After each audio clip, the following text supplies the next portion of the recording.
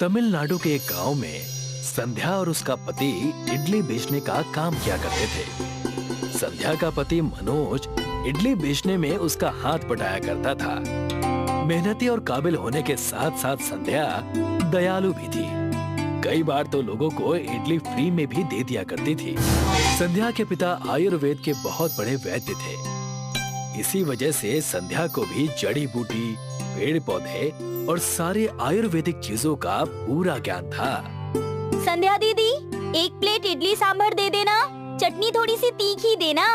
इतनी तीखी चटनी क्यों? क्योंकि मुझे सर्दी है ना, इसलिए। संध्या तुरंत अपने बगीचे से एक जड़ी बूटी की पत्ती ले आई और उसने तीखी चटनी में डालकर उसे परोस दिया। जैसे ही उस लड़की ने अपनी इडली तीखी चटनी के साथ खाई, उसकी सर्दी झट से ठीक हो गई। अरे वाह, आपकी इडली तो जादुई है। इसमें आपने क्या क्या डाला है? मेरी सर्दी पूरी तरह से ठीक हो गई। इसमें बस एक जड़ी बूटी का पत्ता था और कुछ नहीं। यूं ही तुम दुनिया के मुफ्त में मदद करती रहोगी ना, तो क्लिनिक में बैठे डॉक्टरों को अपनी दुकान बंद करनी पड़ेगी। बस थोड़ी सी मदद ही तो की है बेचारी की। सर्दी से परेशान थी इसीलिए, वरना आपको नहीं लगता मेरे पिताजी से सीखे जड़ी बूटी का ज्ञान ऐसे ही मेरे पास रहेगा? उसका कोई मतलब नहीं होगा। दोनों बहस करके घर जा ही रहे थे, तभी उनके बेटे ने कहा, माँ, मुझे स्कूल के टिफिन में इडली मत दो। मैं हमेशा इडली लेकर जाता हूँ। मुझे मेरे सारे दोस्त चिढ़ाते हैं। तुम्हारे बाकी सारे दोस्त टिफिन में क्या लेकर आते हैं बेटा? मेरे दोस्त सैंडविच और ब्रेड जैम लेकर आते हैं। तो एक काम करना, कल से तुम इडली सैंडविच लेकर जाना। तुम खुद भी खाना और अपने दोस्तों से भी शेयर करना। हुर्रे! मैं कल से इडली सैंडविच लेकर जाऊंगा। टोनी के जाते ही मनोज संध्या से पूछता है, वैसे भाग्यवान, इडली सैंडविच क्या होता है? ये तो बस मैंने यूं ही कह दिया। कल इडली ही दूंगी, बस कुछ पत्तियां डालकर। तुम भी ना कमाल करती हो। अगले दिन से संध्या फिर से अपनी इडली की दुकान खोल देती है। अच्छी ग्राहकी चल रही थी कि तभी मनोज उसके पास आया। संध्या, जल्दी से दुकान बंद कर दो, हमें यहाँ से निकलना चाहिए। शहर में बहुत बुरी एक बीमारी फैली है और धीरे धीरे गांव की तरफ आ रही है, और सरकार ने भी सारी दुकानें और व्यापार बंद करके अपने अपने घर में रहने की सलाह दी है। ये अचानक कैसे हो गया? टोनी को मैंने अभी अभी स्कूल में छोड़ा। जाकर उसे लेकर आओ। सब अपने अपने घरों में कैद हैं और तुमने स्कूल भेजा हुआ है। मनोज की बात सुनकर हड़बड़ाकर संध्या अपने बच्चे टोनी को स्कूल लेने जा रही थी कि स्कूल की गाड़ी उनके घर के पास आ गई। चलो घर चलो बेटा। संध्या मनोज और टोनी के साथ घर चली जाती है और बचे हुए पैसे का राशन और कई सारी दूसरी चीजें, इडली का आटा और थोड़े से चावल दाल लेकर जैसे तैसे घर पहुंचती है। हमारे पास बस थोड़े ही बचे हुए राशन है। कितने दिनों तक घर में रहना है कुछ पता नहीं। हम तुम्हारे पिताजी से इस चीज की मदद क्यों नहीं ले लेते? उन्हें आयुर्वेद का इतना ज्ञान है, वो इन सब छोटी छोटी बीमारी के बारे में झट से समाधान दे देंगे। मनोज के कहने पर संध्या अपने पिताजी को फोन लगाकर सारी समस्या बताती है। तब उनके पिताजी कहते हैं, इस समस्या का समाधान मैंने तुम्हें पहले ही बता दिया था।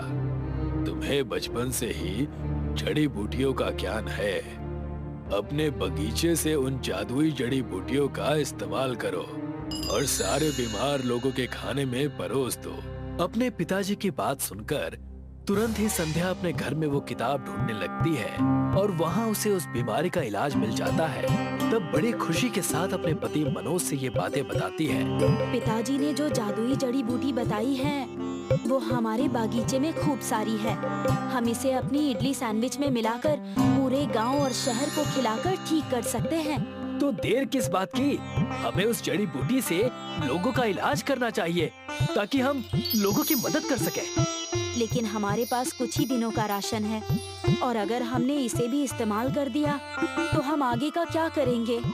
पता नहीं बीमारी कब तक रहेगी और कब तक नहीं। तुम आगे की चिंता मत करो और अपने पिताजी की बताई जादुई जड़ी बूटी इडली सैंडविच में मिलाकर लोगों को दे दो। मनोज के इतना कहते ही संध्या अपने बगीचे से जादुई जड़ी बूटी ऐसी जड़ी बूटी जो सिर्फ केवल सिद्ध पुरुष और उनके खानदान के पास थी। उस जड़ी बूटी को तोड़कर संध्या ने अपने घर के आस पड़ोस वालों के लिए इडली सैंडविच बना दी। ये तो सिर्फ 4-5 घर के लिए है और इतने में क्या होगा हमारा। जैसे ही लोगों को पता चलेगा जादुई इडली सैंडविच है, वो अपने घर से राशन और कई सारे खाने के सामान हमें देंगे। उन सब चीजों से हम और भी बनाकर रख लेंगे। आसपास के कई घरों में संध्या और मनोज ने इडली सैंडविच बांटे। इडली सैंडविच जब लोगों ने खाया तो बिल्कुल ठीक हो गए। उनका बुखार और उनकी बीमारी झट से गायब हो गई। आपके इस बड़प्पन से हमारा बच्चा बीमारी के चंगुल से निकल गया। भगवान आपका भला करे। हमें पूरे मोहल्ले और शहर को ठीक करना है। इसके लिए हमें आपके घर का राशन चाहिए। ये भी कोई पूछने की बात है? मेरी राशन की दुकान है, ये तो तुम्हें पता ही है। बस मेरी एक शर्त है कि तुम सबको जादुई इडली सैंडविच ही खिलाना। ये भी कोई पूछने की बात है? चलिए हम शुरू करते हैं।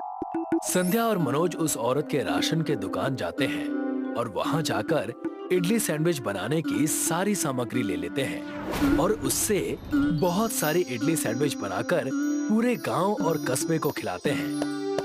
भाग्यवान, अगर हमने इन सारे रोगियों का इलाज कर दिया तो पूरे गांव बल्कि पूरे शहर में हमारी इडली सैंडविच की दुकान मशहूर हो जाएगी और लोग आयुर्वेद उपचार अपनाने लगेंगे।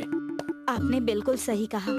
हमें बस जादुई जड़ी बूटी इडली के अंदर डालकर उसका सैंडविच बनाना है और सारा काम हो जाएगा। चलिए बिना देरी किए हम काम शुरू कर देते हैं। पूरे गांव को संध्या और मनोज हर एक घरों में जाकर जादुई इडली सैंडविच देते हैं और उनसे कहते हैं, ये लीजिए, हमारी इडली सैंडविच खा लीजिए। इससे आपका पूरा परिवार स्वस्थ हो जाएगा और कोई भी बीमारी नहीं फैलेगी। जी, मैंने बहुत सुना है इस इडली सैंडविच के बारे में और मैं ये जरूर खाऊंगा। संध्या उस आदमी को जैसे ही इडली सैंडविच देती है, वो आदमी अपने परिवार को खिला देता है और देखते ही देखते कुछ ही क्षण में उनकी बीमारी गायब हो जाती है। भगवान आपका भला करे। आप इतना नेक काम कर रहे हैं। हर एक परिवार से आपको दुआ मिलेगी।